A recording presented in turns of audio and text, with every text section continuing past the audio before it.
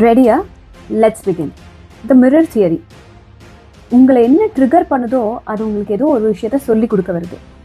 ஒவ்வொரு ஸ்ட்ராங்கான இமோஷனல் ரியாக்ஷனும் உங்களோட இன்ஃபர்மேஷன். எப்பயாவது ஏதாவது உங்களோட ட்ரிகர் பண்ணுதுன்னு வைங்களேன், அது உங்களோட நர்வஸ் சிஸ்டமோட ரெஸ்பான்ஸ்.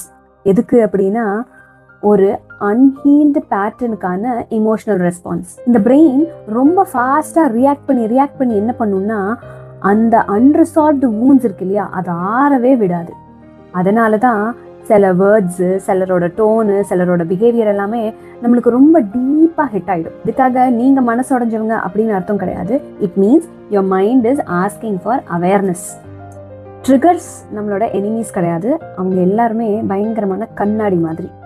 அவங்க நம்மளோட பவுண்ட்ரிஸ் என்ன, நம்மளோட ஸ்ட்ரென்த் எங்கே இருக்குது, நம்ம பாஸ்ட் எப்படி இருக்குது அப்படிங்கிறத ரொம்ப அப்பட்டமாக அப்படியே காமிக்கிறது தான் அந்த ட்ரிகர் பாயிண்ட்.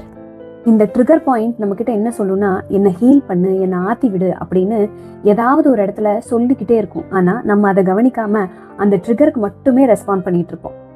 எப்போ நீங்கள் உங்களை ப்ளேம் பண்ணுறதை ஸ்டாப் பண்ணிவிட்டு அப்சர்வ் பண்ண ஆரம்பிக்கிறீங்களோ அப்போ தான் உங்களுக்கு ரியல் பவர் கிடைக்கும். ஆனால் ட்ரிகர் ஆகாமல் க்ரோத் அப்படின்னு ஒன்று கிடைக்கும்னு நினைக்கிறீங்களா? கண்டிப்பாக இல்லை. என்ன பண்ணணும்னா, நீங்கள் ஃபஸ்ட்டு ரெக்கக்னைஸ் பண்ணணும் எங்கே உங்களோட ட்ரிகர் இருக்குன்னு. உங்களுக்கு அவேர்னஸ் இல்லாமல் அந்த பெயினுக்கு கிளாரிட்டி கிடைக்கவே கிடைக்காது. So start healing yourself, start understanding where the trigger is.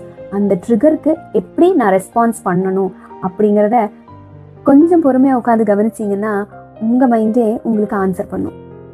அன்புடன் பவித்ரா.